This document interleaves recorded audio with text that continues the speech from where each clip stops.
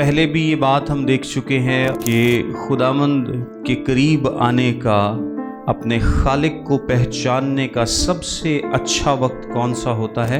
جوانی کا وقت۔ اور جوانی ہی ایک ایسا وقت ہے جب آپ اپنے خالق کو پہچانیں، اس سے محبت کریں، اس کے قریب آئیں، اس کا خوف مانیں، اس کی عظمت کریں، اس کی بڑائی کریں۔ ان سب چیزوں کو کرنے کا جو بہترین وقت ہے وہ کون سا وقت ہوتا ہے؟ جوانی کا۔ مسیح یسوع کے نام میں آپ سب کو سلام۔ وائز کی کتاب اس کا 12واں باب چیپٹر نمبر 12 اس کی پہلی آیت سے لکھا ہے، اور اپنی جوانی کے دنوں میں اپنے خالق کو یاد کر، جبکہ برے دن ہنوز نہیں آئے اور وہ برس نزدیک نہیں ہوئے جن میں تو کہے گا کہ ان سے مجھے کچھ خوشی نہیں۔ آمین۔ ہم ٹیکسٹ کو ساتھ ساتھ دیکھیں گے، اور پہلے بھی یہ بات ہم دیکھ چکے ہیں اور آج آخری چیپٹر میں بھی یہ بات دیکھ رہے ہیں کہ خداوند کے قریب آنے کا، اپنے خالق کو پہچاننے کا سب سے اچھا وقت کون سا ہوتا ہے؟ جوانی کا وقت۔ اور جوانی ہی ایک ایسا وقت ہے جب آپ اپنے خالق کو پہچانیں، اس سے محبت کریں، اس کے قریب آئیں، اس کا خوف مانیں، اس کی عظمت کریں، اس کی بڑائی کریں۔ ان سب چیزوں کو کرنے کا جو بہترین وقت ہے وہ کون سا وقت ہوتا ہے؟ جوانی کا۔ اور یہ جو لکھا ہے نا کہ یاد کر، عبرانی میں یاد کرنے کا مطلب صرف ریممبرنس میں لانا نہیں ہوتا، بلکہ اس کا ایکٹیولی مطلب کیا ہوتا ہے؟ اطاعت اور وفاداری کرنا۔ یعنی تو اپنی جوانی کے دنوں سے ہی اطاعت اور فرمانبرداری، وفاداری کرنا جو ہے وہ شروع کر دے۔ بڑھاپے کا انتظار نہ کر، کیونکہ جب بڑھاپا آئے گا تو پھر تو کچھ بھی نہیں کر پائے گا۔ جب بیماری آئے گی، جب مشکل وقت آئے گا، جب تکلیف آئے گی، جب کمزوری آئے گی، جب بڑھاپا آئے گا تو پھر کچھ بھی نہیں ہو پائے گا۔ سب سے بہترین وقت کون سا ہے؟ سب سے بہترین وقت ہے جوانی کا دن۔ اور یہاں پر جو برے دن لکھا گیا ہے، برے دن سے مراد بیماری، ذہنی کمزوری، جسمانی کمزوری، دنیاوی لذتوں کا بے اثر ہو جانا، ان کا اپنا اثر کھو دینا۔ یعنی جب ایک انسان بوڑھا ہو جاتا ہے تو آپ کو پتہ ہے کہ نہ صرف وہ جسمانی طور پر ویک ہو جاتا ہے، وہ کسی بھی چیز میں انٹرسٹڈ نہیں ہوتا، وہ اوورال انٹرسٹ کھو دیتا ہے، وہ دنیا کی لذتوں میں انٹرسٹ کھو دیتا ہے، وہ دنیا کے معاملات میں انٹرسٹ کھو دیتا ہے، اس کو کسی اور چیز میں ایز سچ کوئی انٹرسٹ نہیں ہوتا۔ اس سے پہلے کہ ایسا وقت آئے جب انسان بوڑھا ہو جائے، کمزور ہو جائے، بیمار ہو جائے، یعنی اس پر ایسا وقت آئے، اس سے پہلے اسے کیا کرنا چاہیے؟ اپنے خالق کو یاد کرنا چاہیے، اس کی اطاعت کرنی چاہیے، اس کی فرمانبرداری کرنی چاہیے۔ آگے لکھا ہے، جبکہ ہنوز سورج اور روشنی اور چاند اور ستارے تاریک نہیں ہوئے اور بادل بارش کے بعد پھر جمع نہیں ہوئے۔ اس آیت کے دو حصے ہیں۔ جو پہلا حصہ ہے وہ بیان کرتا ہے جوانی کے دنوں کو، یعنی یہ جو 4 لفظ لکھے ہیں نا، سورج اور روشنی اور چاند اور ستارے تاریک نہیں ہوئے، یہ بھی بیسیکلی کس چیز کو ظاہر کرتے ہیں؟ انسان کی جوانی کو، اس وقت کو ظاہر کرتے ہیں جب اس کی زندگی میں ترقی کے امکانات جو تھے وہ واضح تھے، روشن تھے، اس کی زندگی اپرچونٹیز سے بھری ہوئی تھی، اس کی زندگی اپرچونٹیز سے بھری ہوئی تھی، واضح تھی، روشن تھی، سب کچھ ٹھیک ٹھیک تھا۔ لیکن اب سب کچھ ویسا نہیں رہے گا۔ اور جو آیت کا دوسرا حصہ ہے وہ بڑھاپے کو اس طرح سے بیان کرتا ہے، اور بادل بارش کے بعد پھر جمع نہیں ہوئے۔ یہ بھی ایک بڑی خوبصورت تصویر ہے۔ اور اکثر کیا ہوتا ہے کہ جو بادل ہیں جب یہ برستے ہیں تو اس کے بعد آسمان کیا ہو جاتا ہے؟ صاف ہو جاتا ہے، کلیئر ہو جاتا ہے۔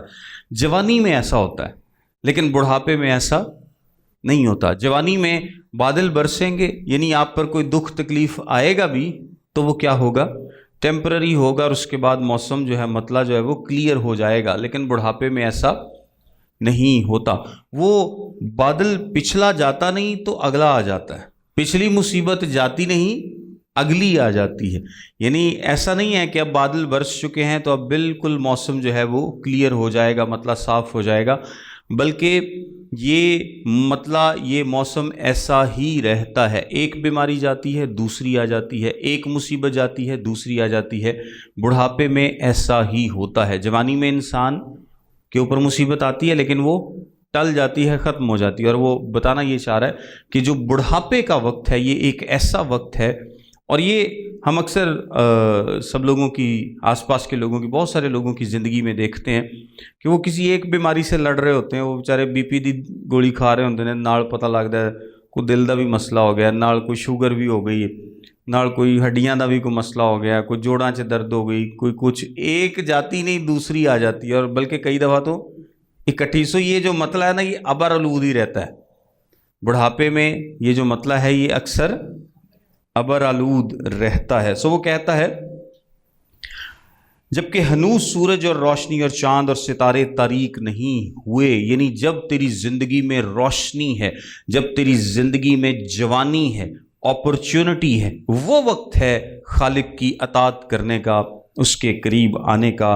اور بارش بادل کے بعد پھر جمع نہیں ہوئے، یعنی پھر سے بادل جمع نہیں ہوئے، یعنی ایک کے بعد دوسری مصیبت نہیں آ رہی. اس کا مطلب ہے کہ یہ وہ وقت ہے جب تو اپنے خالق کو یاد کر. ورنہ وہ وقت آتا ہے کہ ایک بدل جائے گا تو دوجا آئے گا، دوجا جائے گا تو تیجا جائے گا، تو بلکہ بعض اوقات بدل ہی بدل ہوں گے. کئی لوگوں کی زندگیوں میں ایسا ہوتا ہے. تیسری آیت میں لکھا ہے جس روز گھر کے نگہبان تھر تھرانے لگے. اگلی جو کچھ آیات ہیں یہ اس پروسیس کو بیان کرتی ہیں، یعنی انسان کے جسمانی طور پر بوڑھے ہونے کو بیان کرتی ہیں. پہلے میں نے جو پہلی دو آیات ہیں اس میں ہم نے دیکھا ہے کہ وہ یہ ہدایت کر رہا ہے کہ تو اپنے خالق کو یاد کر. بہترین وقت جو خالق کو یاد کرنے کا ہے وہ جوانی کا وقت ہے، جب آپ کو اپنے خالق کو یاد کرنے کی، اس کی اطاعت کرنے کی ضرورت ہے. ورنہ بڑھاپا بالکل دروازے پہ کھڑا ہے. بڑھاپا جب ہوگا تو پھر تو ایسا نہیں کر پائے گا، وہ کام تو نہیں کر پائے گا جو کہ تجھے جوانی میں تو کر سکتا ہے. اور پھر وہ اس بڑھاپے کی سٹیجز کو تھوڑا سا شاعرانہ انداز میں بیان کرتا ہے. ہم اس کو دیکھتے ہیں. تیسری آیت میں لکھا ہے جس روز گھر کے نگہبان تھر تھرانے لگیں. گھر کے نگہبان بیسیکلی کن کو کہا گیا ہے؟ آپ کے ہاتھ اور بازو، جو کہ مضبوط نگہبان کی طرح آپ کی کیا کرتے ہیں؟ حفاظت کرتے ہیں. لیکن کب کرتے ہیں؟ جوانی میں کرتے ہیں. تو جدو بندہ بڑھا ہو جاتا ہے ادوں کی ہاتھ کمبنا شروع کر دیں. اس کا کیا مطلب ہے کہ بڑھاپا آ رہا ہے. اور زور آور لوگ کبڑے ہو جائیں. زور آور لوگ کبڑے ہو جائیں، اس سے کیا مراد ہے؟ اس سے مراد آپ کی کمر اور آپ کی ٹانگیں ہیں. زور آور اس لیے کہا گیا ہے کیونکہ ٹانگیں اور کمر بیسیکلی کیا کرتے ہیں؟ آپ کے وزن کو اٹھا کر رکھتے ہیں. اور کوئی بھی زور والا کام جو ہوتا ہے وہ بیسیکلی آپ اس میں جسم کا کون سا حصہ آپ کو سپورٹ کرتا ہے؟ آپ کی ٹانگیں اور آپ کی کمر. کچھ بھی بھاری آپ نے اٹھانا ہو تو سب سے زیادہ زور آپ کی ٹانگوں اور آپ کی کمر کا لگتا ہے. اور اگر آپ کی کمر مضبوط نہیں ہے، آپ کی ٹانگیں مضبوط نہیں ہیں، تو آپ کوئی بھاری چیز نہیں اٹھا پائیں گے. لیکن اگر یہی زور آور لوگ کبڑے ہو جائیں، تھوڑے سے جھک جائیں، تو اس کا کیا مطلب ہے کہ اب آپ بوڑھے ہو چکے ہیں، بڑھاپے کی جانب گامزن ہیں. سو وہ کہتا ہے جس روز گھر کے نگہبان تھر تھرانے لگیں، یعنی آپ کے ہاتھ کمزور پڑ جائیں، آپ کی کمر، آپ کی ٹانگیں کمزور پڑ جائیں، پیسنے والیاں رک جائیں. پیسنے والیاں کسے کہا گیا ہے؟ آپ کے دانتوں کو. اور یہ امیجری ہے، امیجری اس نے استعمال کی ہے، شاعرانہ انداز میں بیان کیا ہے. اور پیسنے والی اس زمانے میں بہت سارے، کیونکہ وہ ہاتھوں سے چکی پیسا کرتی تھیں، تو پیسنے والی رک جائیں. ہمارے منہ میں جو پیسنے والیاں ہیں یا والے ہیں دانت 32، یہ رک جائیں اس لیے کہ وہ تھوڑی سی ہیں، کیونکہ کیا ہے؟ دانت ٹوٹ گئے ہیں. کئی آدھے تو ویسے میٹھا کھا کھا ٹوٹ جاندے نے لیکن یہ کس چیز کو ظاہر کرتا ہے؟ یہ بڑھاپے کو ظاہر کرتا ہے. جب آپ کے دانت ٹوٹ کر تھوڑے سے رہ جاتے ہیں تو یہ کس چیز کی نشانی ہے؟ یہ بڑھاپے کی نشانی ہے. اور جو کھڑکیوں سے جھانکتی ہیں دھندلا جائیں. کھڑکیوں میں اکثر شیشے ہوا کرتے تھے اور اگر ان پر جالا آ جائے یا دھندلے ہو جائیں تو ان سے صحیح طور پر نظر نہیں آتا تھا. تو یہ بیسیکلی کس چیز کو پیش کرتا ہے؟ آپ کی آنکھوں کو. یعنی اگر آپ کی نظر ویک ہو گئی ہے تو یہ کس چیز کو ظاہر کرتا ہے؟ بڑھاپے کو. نظر ویسے بہت سارے لوگوں کی ویک ہوندی. اور گلی کے کواڑے بند ہو جائیں. اچھا اس کے دو مطلب لیے جاتے ہیں. اس کے مطلب کان بھی لیے جاتے ہیں اور اس کا مطلب منہ بھی لیا جاتا ہے. کان اس لیے مطلب لیے جاتے ہیں کہ گلی کے کواڑے بند ہو گئے، یعنی اب آپ کو سنائی نہیں دیتا، اب آپ کو سنائی اس طرح سے نہیں دیتا. اور اس کا مطلب زبان یا منہ بھی لیا جاتا ہے کہ اب آپ چونکہ کمزور ہیں، ویک ہیں، اب آپ اس طرح سے بول نہیں پاتے جو کہ جوانی میں آپ بولا کرتے تھے. سو گلی کے کواڑے بند ہو جائیں. جب چکی کی آواز دھیمی ہو جائے. چکی بیسیکلی ہاضمے کی موومنٹ کو کہتے ہیں، یعنی آپ کچھ کھاتے ہیں اور وہ آپ کو ہضم نہیں ہوتا. ورنہ ویسے چکی بڑی تیز چال دی جوانی سے تو آپ کچھ کھاتے ہیں اور وہ اب ہضم نہیں ہو پاتا. اور انسان چڑیا کی آواز سے چونک اٹھے.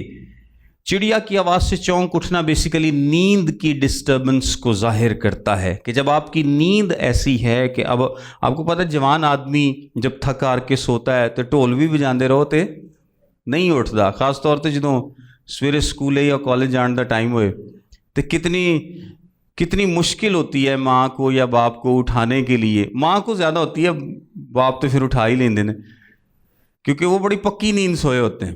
لیکن جب بندہ بوڑھا ہو جاتا ہے تو پھر ہلکی جی بھی آواز سے بندہ اٹھ جاتا ہے کیونکہ کہتے ہیں کچی نیندر اس کی نیند پکی نہیں ہوتی. تو یہ کس چیز کی نشانی ہے کہ اب جناب صاحب بوڑھے ہو چکے ہیں. نغمہ کی سب بیٹیاں ضعیف ہو جائیں. یہ میوزک سننے اور اس سے محظوظ ہونے کی صلاحیت ہے. یعنی اب آپ کو میوزک جو ہے وہ کوئی خوشی نہیں دیتا. اچھا یہ اگین سننے اور بولنے دونوں کی صلاحیت کے لیے استعمال ہوتا ہے. یعنی آپ اب اس طرح سے زور سے گا بھی نہیں سکتے اور اگر کچھ گایا جا رہا ہے تو اب آپ اس کو اس طرح سے سن بھی نہیں سکتے اور اس کو اس طرح سے انجوائے بھی نہیں کرتے. 5ویں آیت میں لکھا ہے ہاں جب وہ چڑھائی سے بھی ڈر جائیں اور دہشت راہ میں ہو. جوانی میں انسان کیا کرتا ہے؟ جوانی میں انسان بڑی خوشی مشکل راستہ ہو، ناران کا گان مری جو مرضی ہو یا میں پہاڑاں تے چڑھدا جاندا ہے. کی خیال ہے؟ لیکن بڑھاپے میں وہ ان راستوں کو سوچ کے بھی ڈرتا ہے، بلکہ وہ تو سیڑھیوں سے بھی ڈرتا ہے کہ مینوں سیڑھیاں بھی نہ ہی چڑھنیاں پیں. یعنی جن راستوں کو، جن جگہوں کو آپ جوانی میں آسانی سے پار کر لیتے تھے، آسانی سے ان پر چلے جاتے تھے، اب آپ کو ان سے خوف آتا ہے، دہشت آتی ہے، آپ ڈرتے ہیں اس راہ پہ جانے سے. تو اس کا کیا مطلب ہے کہ اب آپ بڑھاپے کی جانب گامزن ہیں. اور لکھا ہے یعنی اب آپ کا وہ اعتماد جاتا رہا ہے جو کبھی جوانی کے وقت میں ہوا کرتا تھا کہ آپ یہ کر پائیں گے. اب آپ ڈرتے ہیں. اور بادام کے پھول نکلیں. بادام کے پھول کس رنگ کے ہوتے ہیں؟ وائٹ کلر کے. بادام کے پھول سفید کلر کے ہوتے ہیں. سو جب بادام کے پھول نکلیں یعنی سفید کلر آ جائے، اور وہ کہاں پہ آتا ہے؟ سر پہ. آج کل بڑھاپے کے علاوہ بھی آ جاتا ہے. ویسے یہ بہت ساری باتیں آج کل جوانوں پہ بھی آ جاتی ہیں. کئیاں دے دان ٹوٹ جاندے نے، کئی ویسے کبے ہوئے نے، کسی دے وال چٹے ہو گئے نے، کسی نہ کوئی مسئلہ ہے، کسی دی نظر ویک ہو گئی تو کسی نے سنائی نہیں دیندا. لیکن یہ پرانے زمانے میں اتنا کامن نہیں ہوا کرتا تھا. سو اگر آپ کے بال سفید ہو جائیں تو یہ کس چیز کی نشانی ہے کہ آپ بڑھاپے کی جانب گامزن ہیں. اور ٹڈی ایک بوجھ معلوم ہو. ٹڈی بظاہر ایک چھوٹا سا کیڑا ہے اور بہت ہی چھوٹا سا ہے، اس کا وزن بہت کم ہوتا ہے، لیکن بڑھاپے میں، کمزوری میں انسان کو وہ وزن بھی کیا لگتا ہے؟ زیادہ لگتا ہے۔ اور آپ نے اکثر بوڑھوں کو دیکھا ہوگا کہ وہ شاید خود کا وزن بھی نہیں اٹھا پا رہے ہوتے، یعنی اتنی کمزوری ہو جاتی ہے۔ سو ٹڈی بھی ان کو بوجھ لگتی ہے، یعنی چھوٹے سے چھوٹا وزن بھی کیا اب لگتا ہے؟ بوجھ لگتا ہے، جو کہ بظاہر بوجھ نہیں ہے۔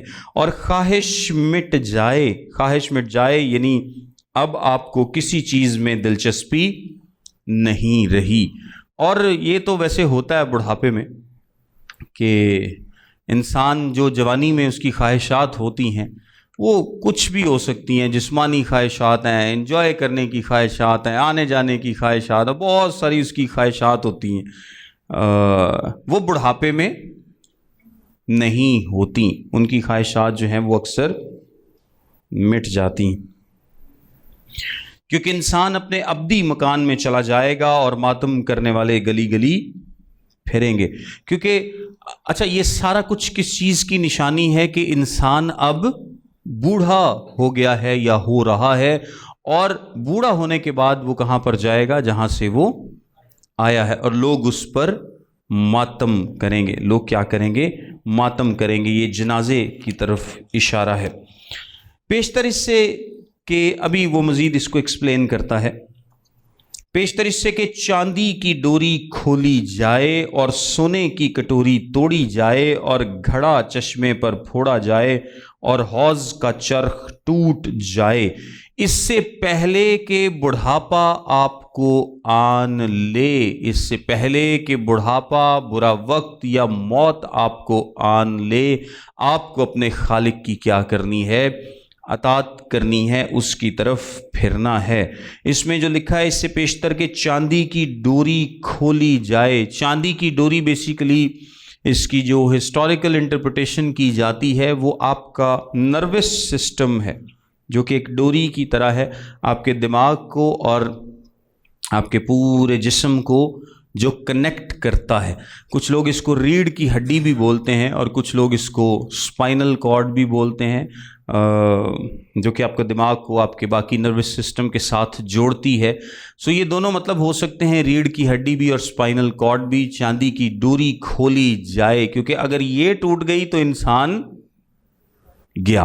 اس سے پہلے کہ ایسا ہو، یعنی آپ بوڑھے ہو کر مر جائیں، اس سے پہلے کہ سونے کی کٹوری توڑی جائے۔ سونے کی کٹوری آپ کے دماغ کو کہتے ہیں، سونے کا پیالہ یا سونے کی کٹوری۔ سونا ایک قیمتی چیز ہے، ویسے تو چاندی بھی قیمتی چیز ہے، لیکن بیسیکلی کیا ہے؟ یہ زندگی قیمتی ہے، لیکن اگر یہ ٹوٹ جائے گی تو یہ ضائع ہو جائے گی۔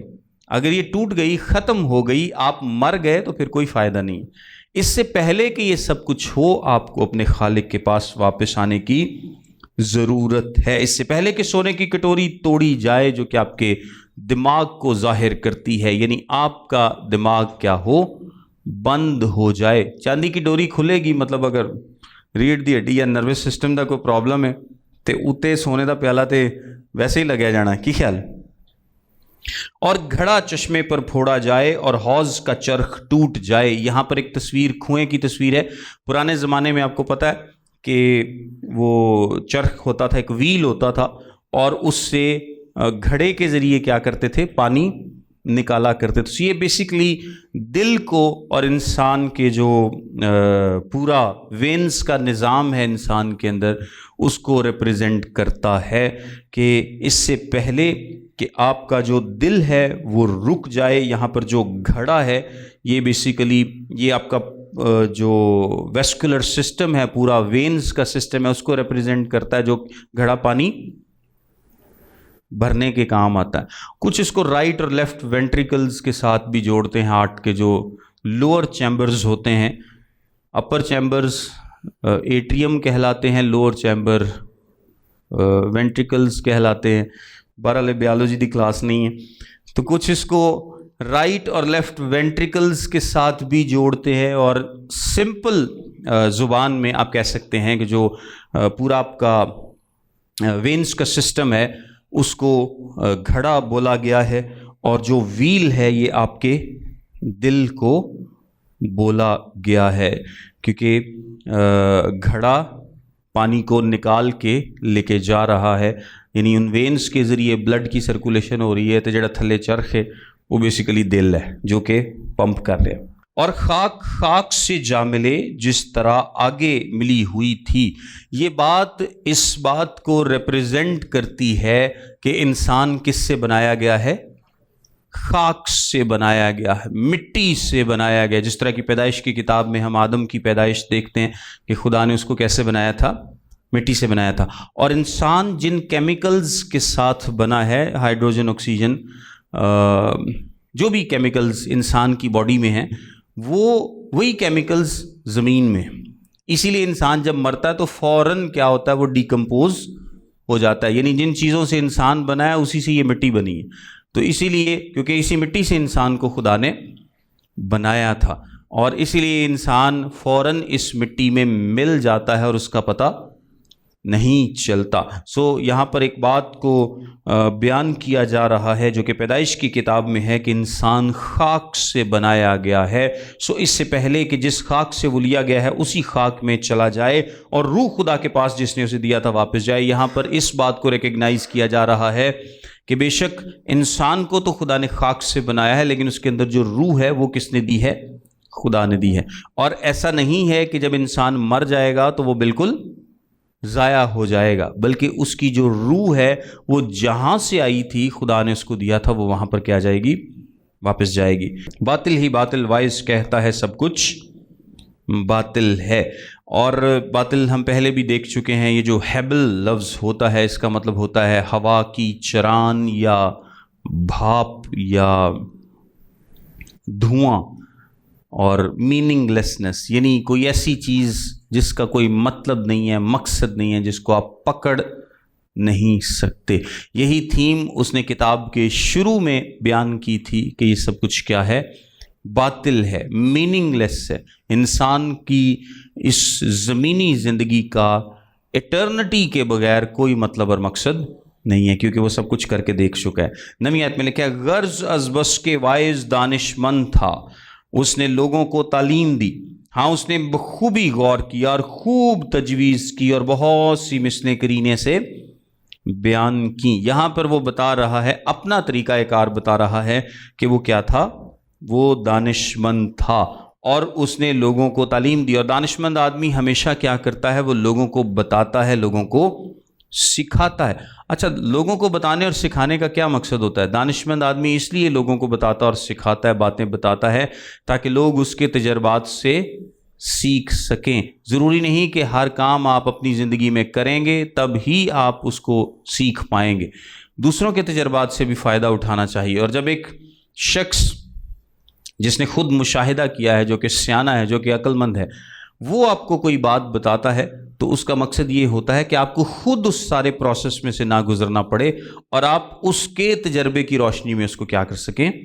سیکھ سکیں۔ اس نے لوگوں کو تعلیم دی ہے، ہاں اس نے بخوبی غور کیا اور خوب تجویز کی اور بہت سی مثلیں کرینے سے بیان کی، یعنی اس نے چیزوں کا مشاہدہ کیا ہے، ان پر غور و فکر کیا ہے، ان کو آبزرو کیا ہے، ان کا تجربہ بھی کیا ہے جہاں ضروری تھا، اور ان سب کے بعد اس نے بہت سی مثلیں بیان کی ہیں، بہت سی پرووربز بیان کی ہیں، یعنی اس نے اپنے تجربات کو مثلوں کی صورت میں، پرووربز کی صورت میں، ایسی باتوں کی صورت میں بڑے ترتیب سے لکھا ہے کہ کوئی بھی شخص ان کو پڑھ کر کیا کر سکتا ہے؟ سمجھ سکتا ہے۔ اس نے ہزاروں مثلیں کہی تھیں۔ امثال کی کتاب میں سلیمان کی بہت سی مثلیں موجود ہیں، اور امثال تو ہے ہی مثل کی جمع، تو اس میں بھی آپ دیکھیں کہ اس نے بہت ساری خوبصورت باتیں لکھی ہیں جو کہ اس کے تجربات اور مشاہدات سے ہیں، کیونکہ وہ بہت ہی سیانہ آدمی تھا، عقل مند آدمی تھا۔ اس نے قرینے سے ان باتوں کو کیا کیا ہے؟ بیان کیا ہے۔ 10ویں آیت میں لکھا ہے دل آویز باتوں کی تلاش میں رہا، ان سچی باتوں کی جو راستی سے لکھی گئی۔ اچھا، اس کا مطلب پتہ ہے کیا؟ وائز دل آویز باتوں کی تلاش میں رہا، اس کا مطلب یہ ہے کہ وائز نے سب کچھ کرنے کے بعد ایسے الفاظ تلاش کرنے کی کوشش کی جن میں وہ لوگوں کو کیا کر سکے؟ بیان کر سکے، چاہے وہ مثلوں کی صورت میں ہے، وہ شاعرانہ انداز میں ہے، وہ کسی بھی اسلوب میں ہے، لیکن اس نے بڑی ہی خوش اسلوبی سے چیزوں کو بیان کرنے کی کوشش کی۔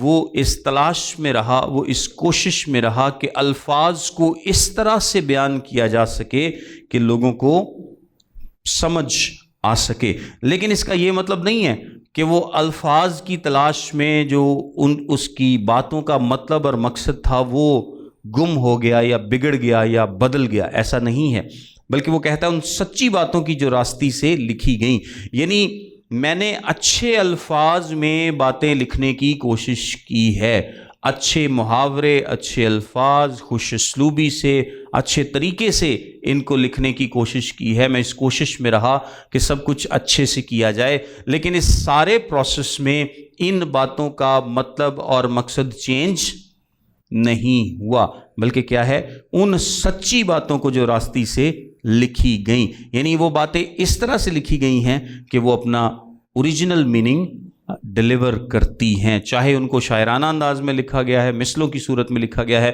کسی بھی صورت میں لکھا گیا ہے، لیکن وہ اپنا مطلب جو ہے وہ اس کو ڈیلیور کرتی ہیں۔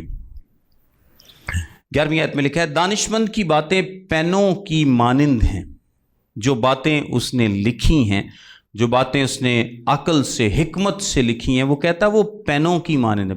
پینے کا مطلب پتہ کی ہوتا ہے؟ گوڈ ویسے انگریزی میں کہتے ہیں، لیکن یہ ہوتی تھی، ایک چھڑی ہوتی تھی لمبی ساری، اس کے آگے نا ایک نوک لگی ہوتی تھی، جڑے لوگ ہال واہتے رہے انہوں نے پتا ہوئے گا کی کہتے ہیں انہوں پنجابی وہ ایک چھوٹی جی نا جہدے اگے نوک لائی ہوتی تے ٹگے نہ ترن تے مار دینے، نہیں چھانٹا نہیں، سوا ہوتا ہے لیکن اس کا کوئی ایک خاص نام ہے، میرے ذہن میں نہیں ہے ابھی۔ بہرحال ایک لمبی ساری لکڑی ہوتی ہے اور اس کے آگے نا ایک نکیلی سی چیز لگی ہوتی ہے، تو جب بیل چلتا نہیں ہے نا تو وہ بیسیکلی اس کو پیچھے سے مارتے ہیں، اس کے جسم پر کہیں پہ بھی مارتے ہیں فوراً سپیڈ پھاڑتا ہے، ظاہری جی اس کو پین ہوتی ہے، وہ جلدی سے چلتا ہے۔ تو دانشمند کی باتیں بھی ایسی ہی ہوتی ہیں، ضروری نہیں کہ وہ آپ کے کانوں کو بڑی اچھی لگیں سننے کو، آپ کو ان سے تکلیف بھی ہو سکتی ہے، آپ کو ان سے درد بھی ہو سکتا ہے، وہ ہمیشہ آرام دہ نہیں ہوں گی، وہ آپ کو چبھیں گی، جس طرح وہ سوئی چبھتی ہے نا بیل کو تو سیدھا ہو جاتا اپنی رات، اسی طرح دانشمند کی باتیں بھی آپ کو چبھیں گی، لیکن اس سے کیا ہوگا، آپ کی ڈائریکشن ٹھیک ہو جائے گی، سیدھی ہو جائے گی۔ تو جے تسی تھوڑے ٹھلے ٹھلے بھی ہو تو وہ بھی تسی ایک دم سپیڈ پھڑ لو گے۔ اور ان کھونٹیوں کی مانند جو صاحبان مجلس نے لگائی ہوں، کھونٹیاں بیسیکلی کس چیز کو کہتے ہیں، جو کیل لگائے جاتے ہیں، یہ خیموں کے لیے بھی لوگ لگاتے تھے۔ بیسیکلی کھونٹی کس چیز کے لیے لگائی جاتی تھی، کسی چیز کو مضبوط کرنے کے لیے، مضبوطی سے پکڑنے کے لیے۔ فرض کریں آپ نے کوئی رسا باندھنا ہے یا کوئی چیز باندھنی ہے تو اس کے لیے ایک کھونٹی، کنڈی نہیں کہتے جنہوں کھونڈی پنجابی کلی آہو یہ لائی جاندی سی، تو یہ بیسیکلی باندھنے کے لیے، مضبوط کرنے کے لیے لگائی جاتی تھی۔ سو دانشمند کی باتیں پینوں کی مانند ہیں اور وہ کھونٹیوں کی مانند بھی ہیں، یعنی وہ آپ کو چبھتی تو ہیں لیکن آپ کی ڈائریکشن سیدھی کرتی ہیں، اور وہ کھونٹیوں کی مانند ہیں، وہ بیسیکلی آپ کو سٹیبل کرتی ہیں، فرم کرتی ہیں۔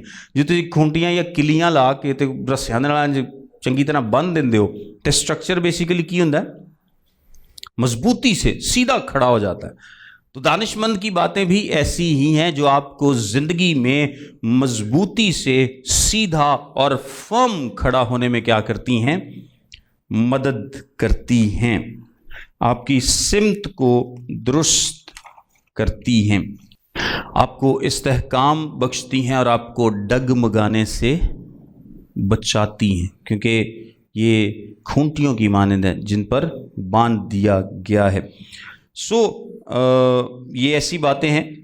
اور ایک اور بات لکھیے، جو ایک ہی چرواہے کی طرف سے ملی ہوں، میں دوبارہ سے پڑھتا ہوں، دانشمند کی باتیں پینوں کی مانند ہیں اور ان کھونٹیوں کی مانند جو صاحبان مجلس نے لگائی ہوں اور جو ایک ہی چرواہے کی طرف سے ملی ہوں۔ اب پوری آیت کا کیا مطلب؟ پوری آیت کا یہ مطلب ہے کہ جو دانشمندی کی بات آپ کو بتائی جاتی ہے وہ पैने की मानद है, यानी आपको चुभ सकती है लेकिन आपकी डायरेक्शन को दुरुस्त करती है आपको। और वो खूंटियों की मानद है, यानी आपको इस्तेहकाम बख्शती हैं, आपको डगमगाने से महफूज रखती हैं, आपके जहन में मजबूती से बैठ जाती हैं और ज़िंदगी का जो उतार चढ़ाव है उसमें आपको मजबूत और फर्म रहने में क्या करती हैं, मदद करती हैं।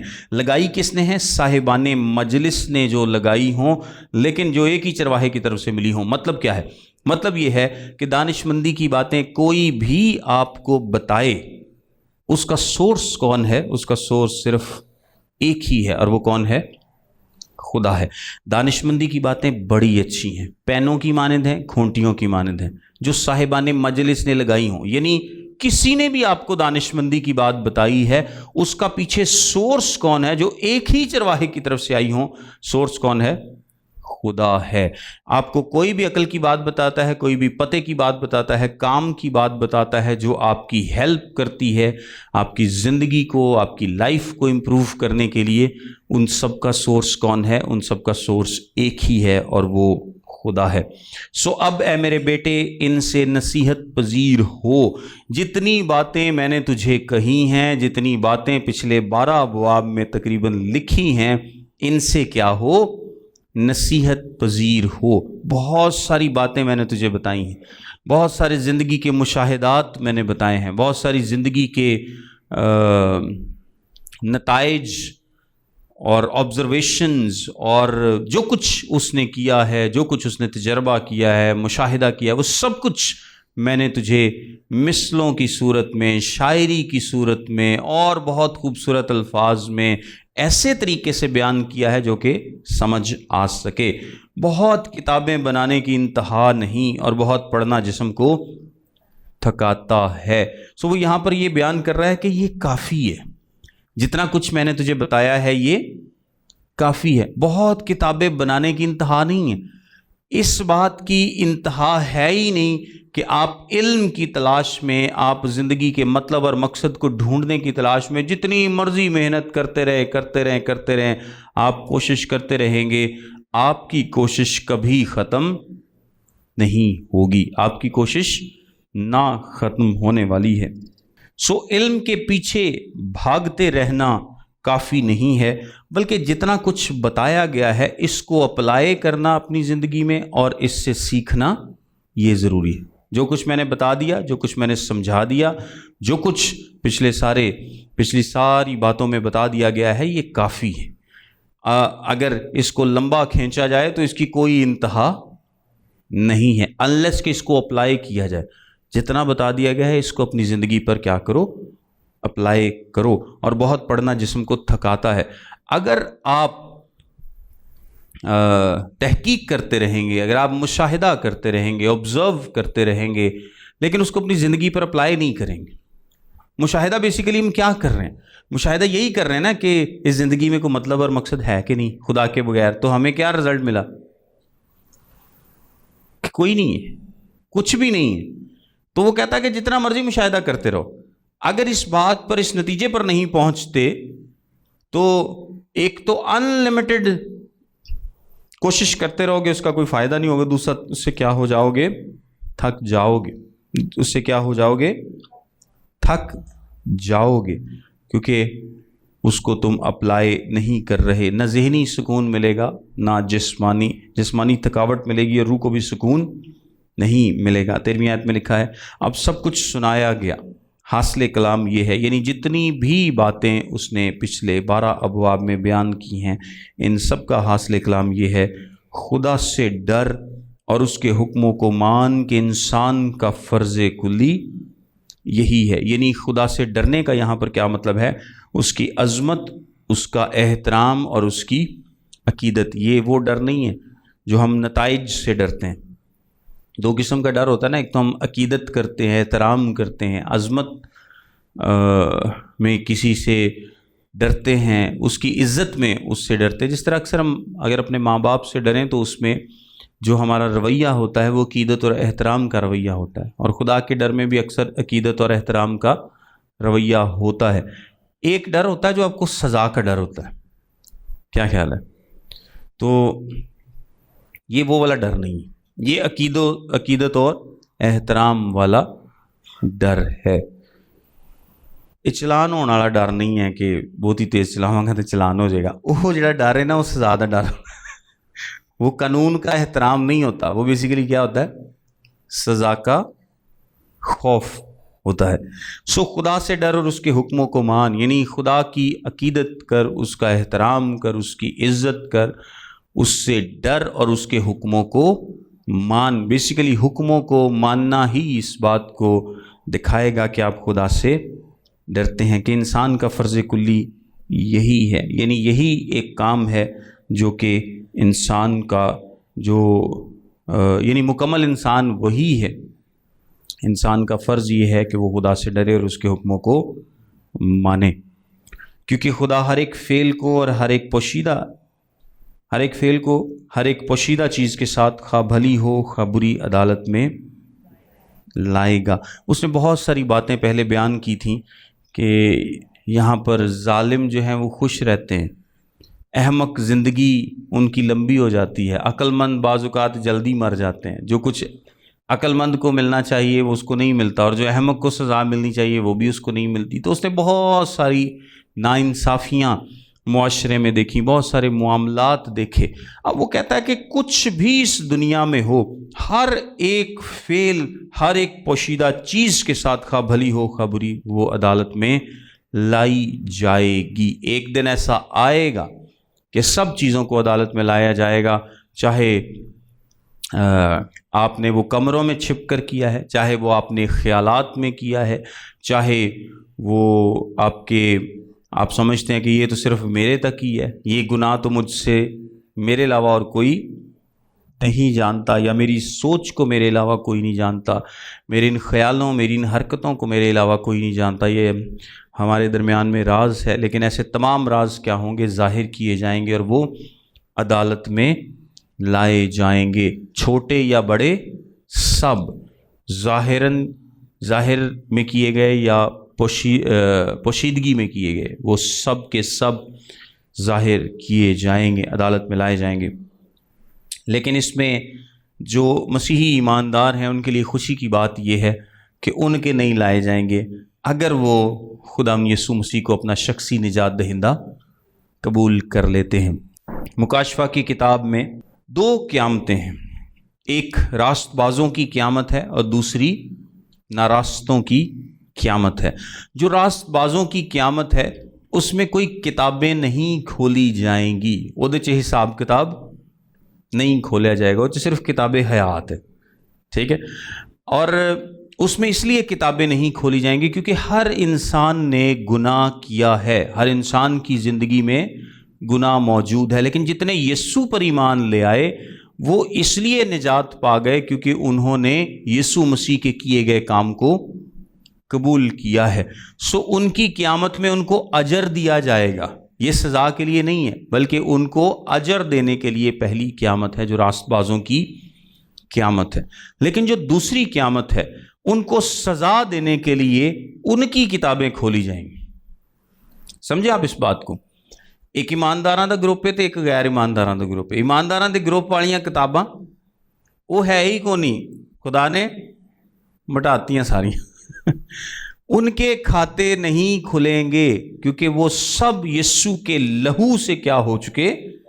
دھل چکے ہیں، ختم ہو گئے، مٹ گئے، اور ان کو اجر دینے کے لیے ان کی قیامت ہوگی، ان کو جس کے لیے وہ ویٹ کر رہے ہیں۔ اور اس کے بعد جو غیر ایمانداروں کی قیامت ہے اس قیامت میں ان کو سزا دینے کے لیے ان پر جس طرح عدالت نہیں ہوتی، عدالت میں کیا ہوتا ہے؟ ایک الزام لگایا جاتا ہے، ٹھیک ہے، اور اس الزام کے اگینسٹ آپ کو سزا دی جاتی ہے۔ سو اوتھے کتاباں کھولیاں جان گیاں تو اوتھے سارے دے کھاتے لکھے ہون گے، لیکن اوتھے کسی کو کوئی جواب نہیں ہوئے گا، کیونکہ جڑا جواب دا موقع سی، جڑا وکیل دا موقع سی، جڑا اپنے آپ نے اس گناہ تو بخشوان دا موقع سی، وہ انہوں نے کیا کیا؟ کھو دیا۔ سو ان کے گناہوں کے مطابق ان سے ڈیل کیا جائے گا۔ اور کلام مقدس میں جہاں پر یہ بتایا گیا ہے کہ اجر کم اور زیادہ ہوگا، کوئی زیادہ اجر پائے گا، کوئی کم اجر پائے گا۔ نجات نہیں، نجات تو خدا کا فری گفٹ ہے، لیکن جو لوگ زیادہ اچھی زندگی گزارتے ہیں، اچھی زندگی ان اے سینس کہ جو زیادہ محنت کرتے ہیں، جو زیادہ خدا ان کے قریب ہیں، جو زیادہ اس کے ساتھ رشتے میں مضبوط ہیں، وہ زیادہ اجر پائیں گے، اور جو نہیں ہیں وہ کم اجر پائیں گے، کیونکہ ہر ایماندار ایک جیسا نہیں ہے۔ نجات تو سب خدا کی طرف سے پائیں گے۔ خیر، اس کی ایک ڈیٹیلڈ ایکسپلینیشن ہے، مختلف تاجوں کا ذکر ہے، اجر کا ذکر ہے، بار بار اجر کا ذکر کیا گیا ہے۔ اسی طرح جہنم میں بھی سٹیجز کا ذکر کیا گیا ہے کہ سدوم اور امورہ کا جو علاقہ ہے اس کا حال بہتر ہوگا کفرنہوم کے حال سے، اور بھی جگہ پر اس کو بیان کیا گیا ہے۔ یعنی سٹیجز، آپ جہنم میں بھی آپ کو سٹیجز ملتی ہیں اور بادشاہی میں بھی آپ کو اجر ملتا ہے۔ سو میٹر کرتا ہے آپ کی زندگی، چھوٹی چھوٹی باتیں، چھوٹی بڑی تمام باتیں میٹر کرتی ہیں۔ نہ صرف آپ کے عمل میٹر کرتے ہیں، آپ کی سوچیں، آپ کے خیال، تنہائی میں کیے گئے کام، تنہائی میں سوچے گئے خیال، یہ سب میٹر کرتے ہیں۔ سو بہتر ہے کہ زندگی ایسے گزاریں کہ نہ تو آپ اجر کھوئیں اور نہ تو جی قیامت سے کھلو، کیونکہ اتنے حال بہت برا ہونا پھر۔ سو خداوند آپ سب کو برکت دے۔